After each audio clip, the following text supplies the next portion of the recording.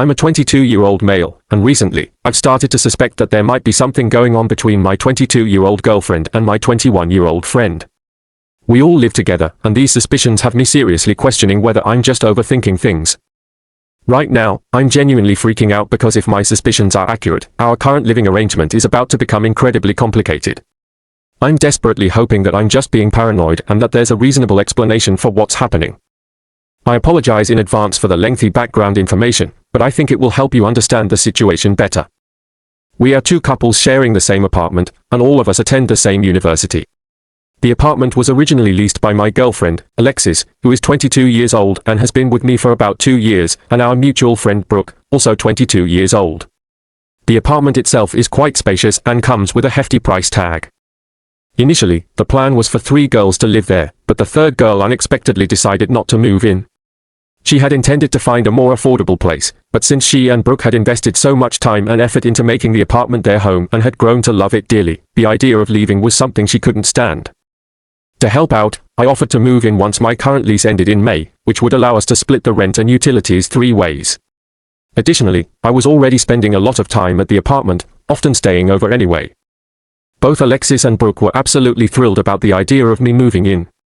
Shortly before I actually moved in, Brooke began dating my best friend, Derek, who is 21 years old. This development was great because it meant that both couples could spend time together with their best friends, making our dynamic even more harmonious. Everything seemed to be going smoothly.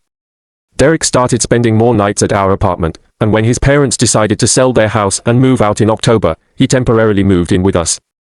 We haven't been particularly insistent about him finding a new place because sharing the rent and responsibilities 4 ways is significantly easing the burden for all of us. However, it's important to note that only Alexis and Brooke are officially on the lease. Surprisingly, the landlord doesn't seem to have any issues with Derek living with us, as long as the rent is consistently paid. The landlord appreciates that we maintain a quiet and respectful environment in the apartment. However, there have been 3 particular incidents that have led me to believe that something might be amiss. If it weren't for these combined events, I probably wouldn't be making any accusations at all, because Alexis is genuinely a sweet and reserved person, and Derek has always been like a brother to me. There hasn't been any overt flirtation between them, but as I mentioned earlier, all 4 of us are very close friends and spend a considerable amount of time together. Incident 1 on Mondays, Wednesdays, and Fridays, Brooke and I have early morning classes, so we're typically out of the apartment by 8 a.m. On these days, Derek and Alexis usually stay until the afternoon, and it's not unusual for them to leave together, although they normally take separate cars. One particular day, I decided to wait for Alexis outside of her class with the intention of surprising her by taking her out to lunch. I watched as everyone else shuffled out of the classroom, but Alexis was conspicuously absent. I sent her a text message asking where she was, and she responded that she had just finished class and was heading home to study. I then called her to see if perhaps I had missed her, but she didn't answer, which struck me as odd since she had just texted me moments before. Her response came much later than usual, which is atypical for her, as she's usually on her phone frequently. Later that day, I ran into Brooke, and she casually mentioned that Derek had stayed home because he was feeling sick. She said she was going to bring him some soup, among other things. At that time, I didn't think much of it.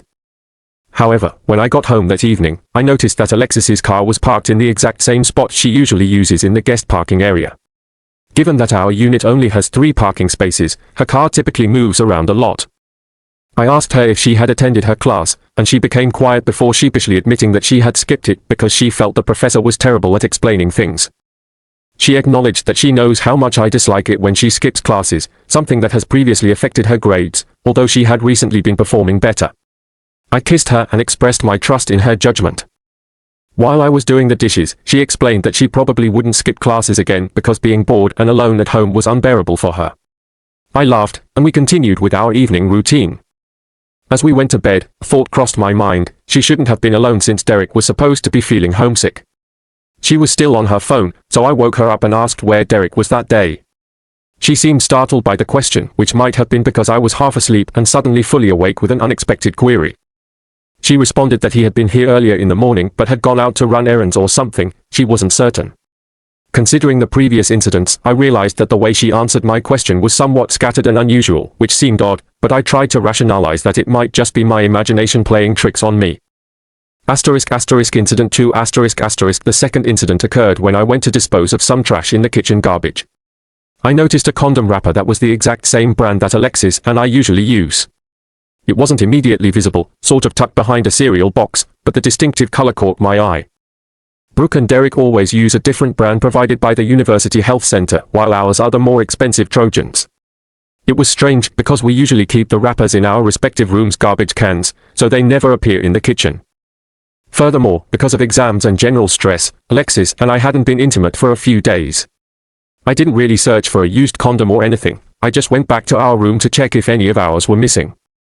I really couldn't tell because we buy them in bulk. My first thought was that Brooke and Derek had run out and had gone through our stash without even asking, which upset me because they hadn't considered respecting our privacy. Later that night, I mentioned the condom wrapper to Alexis, and her eyes widened when I brought up my theory. She became unusually distressed. She's always been very calm and collected, but she went on a rant about how they had violated our privacy. I suggested that we talk to them about it, but she immediately shut down the idea and made me swear not to bring it up unless it happened again. She didn't want to have this awkward conversation, which was weird to me because we're all generally pretty open about our sexual lives, especially since we live together. However, it's possible that Alexis was being genuine because she's from a conservative small town and doesn't talk about these things as much as we do. Incident 3 The third incident involves the male neighbors in the apartment next to ours. Derek and I are on good terms with them. They're graduates from our university, and while we don't hang out extensively, we have a friendly rapport that involves making small talk about sports or other casual topics in the hallways. We can comfortably ask each other to keep the noise down without it becoming awkward. Last Monday, during our break, I was locking up the apartment when no one else was around. I ran into one of the guys from next door, and we talked about football for a bit. Then he mentioned that one of the couples in our building is really into morning sex and that the walls are way too thin. I laughed because Alexis and I usually have sex on weekend mornings when we have the apartment to ourselves. Brooke and Derek typically spend weekends at her parents' house, which is about an hour and a half away. The more I thought about it later in the day, the more I realized that we hadn't been having morning sex on weekends for about a month. It had been more towards the evening or not at all. I wondered if he was referring to weekdays. My heart sank, and I wanted to ask him to elaborate, but the conversation ended, and I felt like I had missed my chance to clarify. Plus, it was a weird thing to bring up, and I started to think that maybe I was just being paranoid. So there you have it, our complex living situation. Am I crazy? Am I reading too much into things, or is there actually something going on? If there is, how should I proceed? I don't want to confront Alexis just yet because, first, I don't want to come across as crazy or overly jealous if nothing is happening, and second, if something is going on, I don't want them to start hiding it further. I was considering dropping by one of those mornings when they might be alone together, but I wasn't sure how to time it right. If I showed up too early or too late, they might become more cautious and hide whatever it is they are doing. Update 1 Recently, many of you requested an update to my original post. The majority of you suggested that I speak to Brooke and or attempt to observe the situation firsthand. I decided to take both pieces of advice. On Sunday night, when everyone was back at the apartment, I intended to talk to Brooke about the neighbor's comment. However, before I could approach her, she told Derek to go to bed so he wouldn't be tired for work the next morning. I knew that Derek had a job on campus, but he had always worked the same night shifts in a fairly casual manner. I inquired how long he had been working mornings and when he started, and he said he had picked up extra shifts about a month ago, starting at 9 a.m. and finishing at 7:45 p.m. It's possible that I hadn't noticed some of his morning hours at home, or maybe Alexis was seeing someone else in the mornings, as some of you had suggested. Alternatively, I might just be a paranoid loser. I went to bed feeling emotionally drained and confused. The next morning, I left for classes as usual, operating on autopilot. I kept alternating between thinking I'd rush home to check on Alexis and thinking I had too much work to handle based on a theory I wasn't even sure about anymore. In the end, I walked out of my first class and went straight to my car in a strange way. I sort of wished I hadn't, because when I got to the apartment, Derek's car wasn't there, only Alexis's. I walked to the apartment with my heart pounding, feeling like I was about to confront something unimaginable. I didn't know what to expect outside the apartment door, but I could immediately hear a man's voice inside. I heard him talking and laughing, and there was a soft feminine mumble responding and giggling back. Having been on this subreddit long enough, I've seen all the different reactions people have to similar situations, but I never once contemplated what I would do. I pressed my ear to the door to see if I could make out what they were saying, but I could only catch a word or two here and there. There was a lot of giggling, and then I heard the sound of Alexis being tickled and shrieking. Maybe I should have waited longer, but I couldn't take it. As soon as I started fiddling with my keys to enter, there was dead silence inside. It was clear that Alexis was with Mark. I hadn't mentioned Mark in my previous posts, but he's one of the guys in the apartment next to us, not the one who tipped me off. He's the only one I never liked. His rude attitude and inappropriate comments towards both girls always rubbed me the wrong way. I never thought much of it until now. As soon as I opened the door, both Alexis and Mark gave me a deer-in-headlights look that erased any remaining doubt I might have had about the situation being innocent. I was planning on yelling at them or demanding answers, but instead, I felt incredibly embarrassed. Tears began to well up in my eyes because I didn't want them to see me like this. So I muttered something like, "Nice realness," and bolted back to my car. I heard Alexis yelling my name in the hallway and picked up my pace, expecting her to chase after me. However, by the time I reached the car, there was no one following me. I drove to a nearby park and sat there in disbelief, overwhelmed by the realization of what had just happened. My first thought was, how is my family going to take this? What the hell am I going to tell them? My family loves Alexis, they joke about our wedding and regularly consider her part of the family. Now, I started thinking about our living arrangements. With finals ending in about 2 weeks, there's no way I can handle moving out right now. I'm applying to an extremely competitive graduate program, and I can't let anything get in the way of that, not even this betrayal. I'm writing this from a friend's house. I explained the situation to him, and he relayed it to his parents, who kindly welcomed me to stay in their home. I'll have to go back home to get some clothes sometime, and I'm planning to do that during a lab period.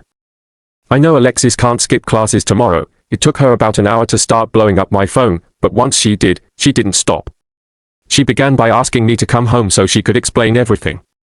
Before I even had the chance to respond, she sent another message begging me to come back because she was having an anxiety attack, something I usually help her through. Maybe I'm heartless, but all I could think was, good, you earned it. There was a pause, and then she said, I don't know why you get so jealous, we were just hanging out.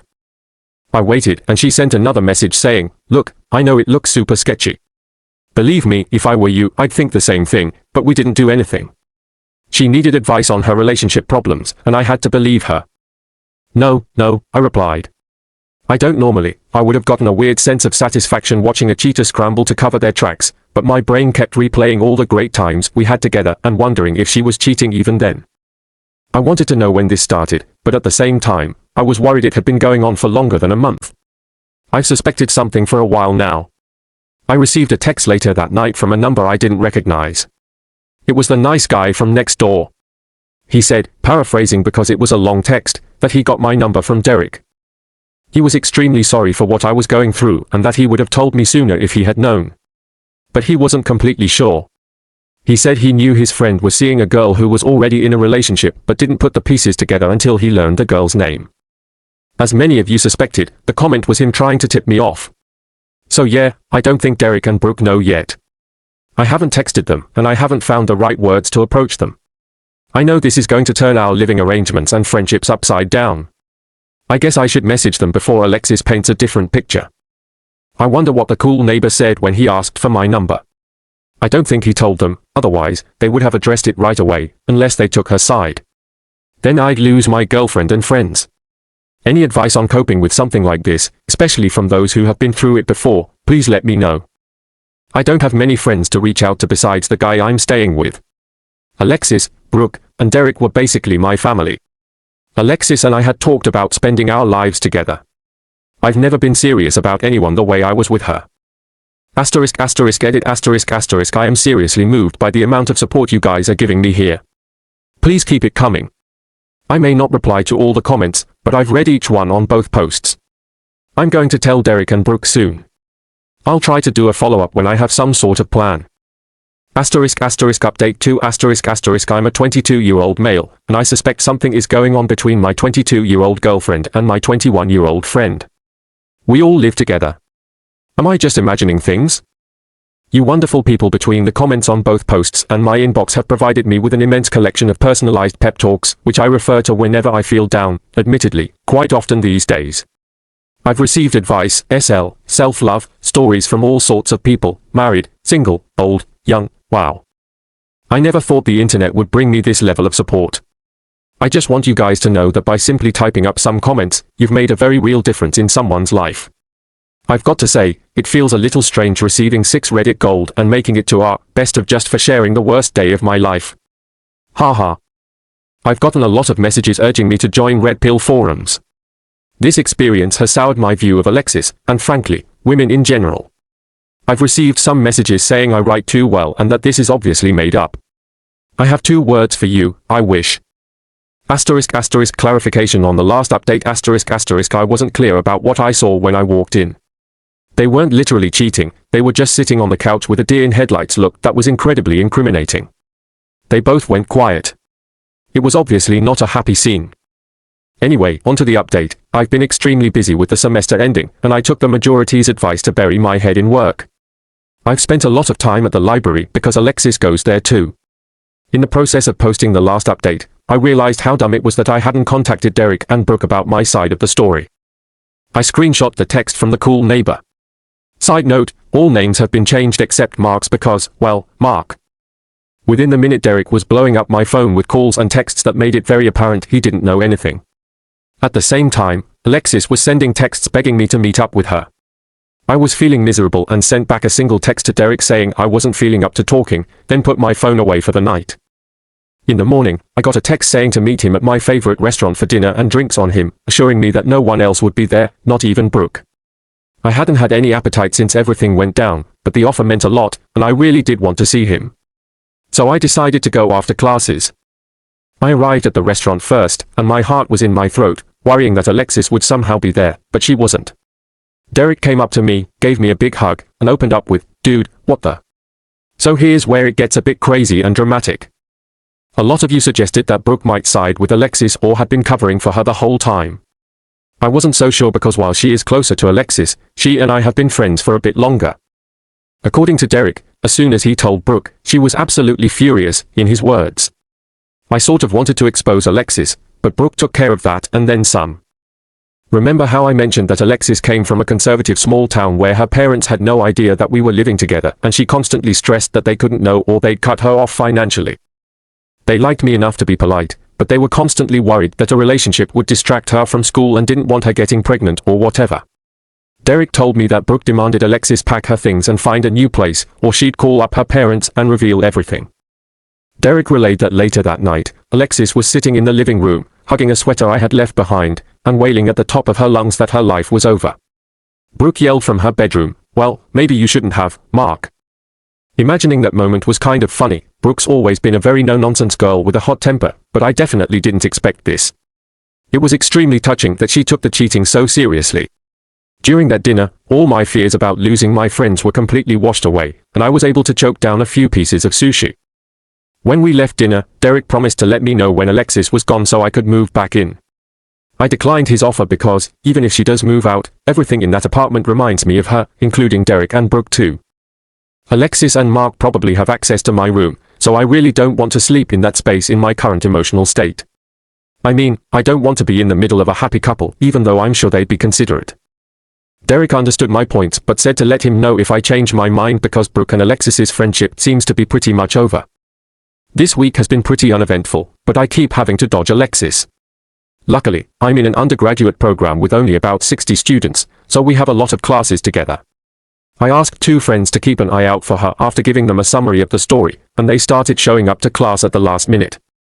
As far as I know, she only waited outside one of my classes. I got a text saying, she's been spotted in front of the classroom. Waterworks in progress. Proceed with caution.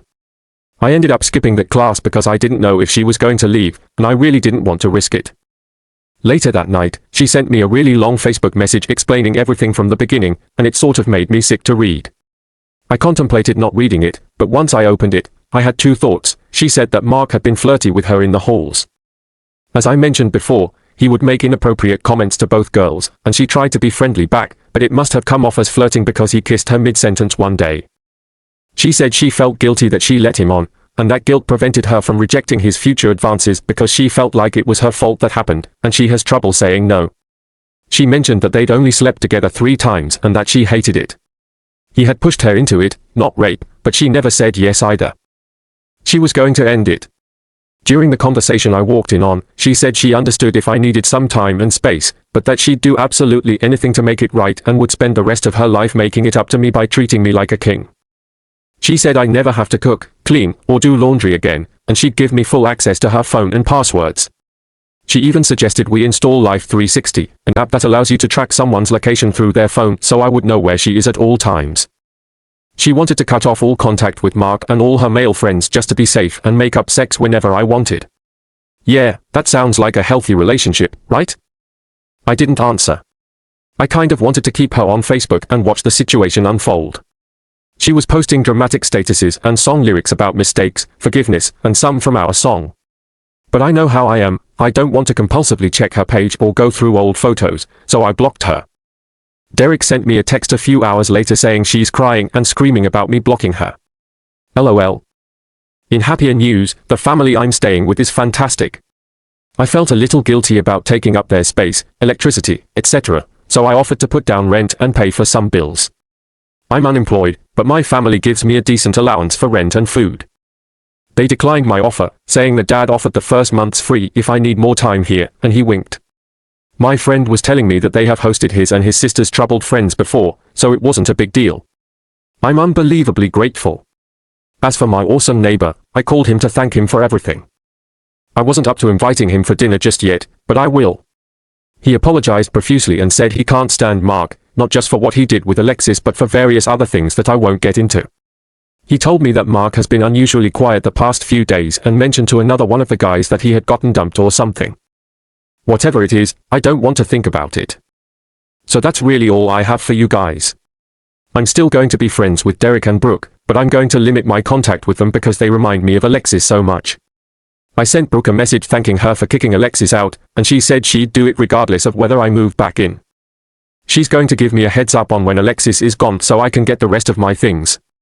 In the meantime, I'm spending a lot of time studying, applying to grad schools, and hanging out with a guy I'm living with. Earlier this week, I posted on my university's Facebook group searching for roommates for next semester, and I already have a few replies. I'm going to wait until after finals to tell my parents about the situation because my mom asks a million questions about everything, and I'm not in the mood to answer them again. Thank you for all the messages. I didn't expect this level of attention, and while it has made me a bit paranoid that someone might recognize the story from the details, I needed the support. I absolutely love you guys. Update 3 I'm a 22-year-old male, and I suspect something is going on between my 22-year-old girlfriend and my 21-year-old friend. We all live together. Am I just imagining things? Well, I really wasn't planning on updating, but a lot of you have prodded me for one, and I do owe you guys. After the incredible support I received, once finals ended, I did well given the circumstances. Everything hit me like a ton of bricks, almost worse than the initial insult. I removed all my social media pictures with her, threw out stuff that reminded me of her, took our songs off my playlists, and so on. We've been inseparable since we met, so this was over 2 years of accumulated memories.